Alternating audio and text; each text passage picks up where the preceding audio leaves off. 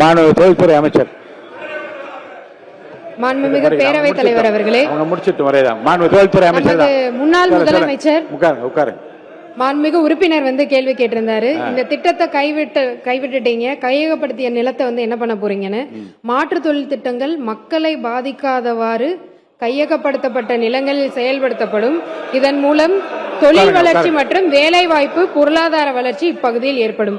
அதை விட இவ்வளோ நேரம் ஒரு சில விஷயங்கள் பேசிட்டே இருந்தாங்க. ஏன் பரந்தூர் கைவிடப்பட்டது? இதுக்கு முக்கிய ரீசன் அங்க பல காலமா ரைஸ் கல்டிவேஷன் பண்ணிட்டு இருக்காங்க. அதாவது 3 சீசன்ஸ், சாம்பா, தலடி, சொர்ணாவரி அப்படின்ற 3 சீசன்ல டிஃப்ரெண்ட் அந்த இது நம்ம கல்டிவேட் பண்ணிட்டு இருக்காங்க. ரொட்டேஷன்ல கிரவுண்ட் நட்டும் சுகர் கேனும் பண்ணிட்டு இருக்காங்க. அதே மாதிரி ட்ரை சீசன்ல பல்சஸ் அண்ட் மில்லட்ஸ் பண்ணிட்டு இருக்காங்க. இதை தவிர 10,000s of metric tonne rice annually Tamil Nadu civil supplies கார்பரேஷனுக்கு கொடுத்துட்டு இருக்காங்க அங்க இருக்கிற விவசாயிகள்.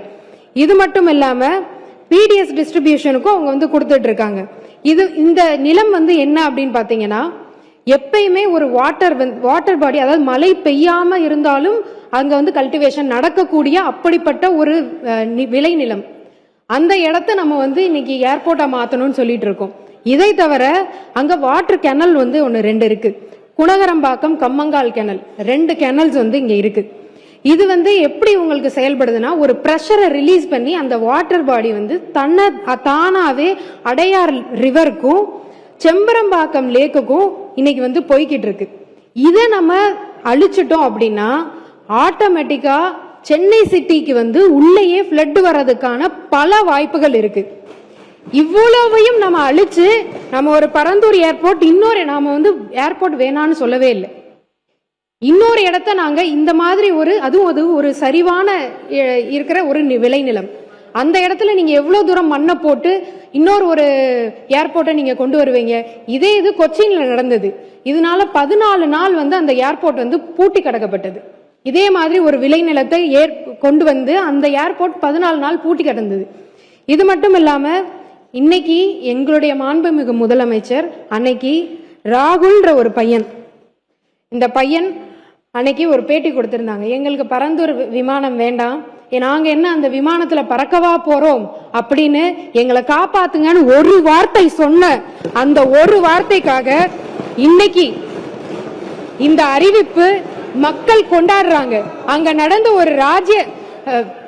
நடந்த ஒரு ரீசன்ட் லோக்கல் பாடி மீட்டிங்ல விஜய் ரோடு அப்படின்னு சொல்லி நாங்க வைக்க போறோம்னு அறிக்கையே அவங்க இன்னைக்கு விட்டுருக்காங்க. மக்கள் அத்தனை பேரும். இதனால விவசாயிகளோட வாழ்வாதாரம் பாதிக்கப்படும், 1500 நீர்நிலைகள் பாதிக்கப்படும், 1000 குடும்பங்கள் இடம்பெயரணும். இதையெல்லாம் கன்சிடர் பண்ணாம ஒரு ஏர்போர்ட்டை நம்ம எப்படி அங்க கொண்டு வர முடியும்? இதை தவிர இன்னொரு கேட்டிருந்தாரு. நான் ஒரே ஒரு கேள்வி கேட்கிறேன். சென்னை ஏர்போர்ட் மீனம்பாக்கம் ஏன் நீங்க 5 வருடம் கிடப்புல போட்டு வச்சிருந்தீங்க? மேல இருந்து சென்ட்ரல் கவர்மெண்ட் உங்களுக்கு அன்னைக்கே அப்ரூவல் கொடுத்திருந்தாங்க. நீங்க ஏன் 5 வருஷம் அதை சும்மாவே வச்சிருந்தீங்க? உங்களுக்கே தெரியும் பரந்தூர் ஏர்போர்ட் வந்ததுன்னா இன்னும் 5 வருஷம் ஆகும்னு. ஆனா அதை எக்ஸ்பேன்ஷன் அன்னைக்கே பண்ணியிருந்திருக்கலாம். அதுக்கான சென்ட்ரல் கவர்மெண்ட் அதுக்கான அப்ரூவலும் கொடுத்தாங்க. என்ன நோக்கத்துக்காக நீங்க இதை ஸ்டாப் பண்ணி வச்சிருந்தீங்க? உங்களோட மனசாட்சியை நீங்களே கேட்டுக்கோங்க. நீங்க பேசுங்க, தொடர்ந்து பேசி முடிங்க. நீங்க பேசுங்க, உட்காருங்க. அவங்க பேசி முடிக்கல. இது மட்டும் இல்லாம இன்னைக்கு சொல்றாங்க இதனால தொழிலே பாதிக்கப்படும் தமிழ்நாட்டில். அப்ப 49% எலக்ட்ரானிக் எக்ஸ்போர்ட் இன்னைக்கு பரந்தூர் ஏர்போர்ட்டை நம்பிதான் இன்னைக்கு போய்கிட்டு இருக்கா. 41% எலக்ட்ரானிக்ஸ் எக்ஸ்போர்ட் இன்னைக்கு போர்ட் மூலமாவும் ஏர் கார்கோ மூலமாவும் சென்னை ஏர்போர்ட் மூலமா தான் அனுப்பிச்சிட்டு இருக்கோம். நாம இன்னைக்குமே எதையுமே நம்ம சொல்லவே இல்லை. எங்களுக்கு ஏர்போர்ட் வேணும், 2வது ஏர்போர்ட் வேணும். எக்ஸ்பேன்ஷனுமே உள்ள இருக்கிற காரிடோர்லே தான் வரப்போகுது. அந்த எக்ஸ்பேன்ஷன் ஏதோ அவர் சொல்றாரு எதையோ இடிச்சிட்டு நம்ம ரன்வே பண்ண போறோம்னு. அப்படியெல்லாம் கிடையவே கிடையாது.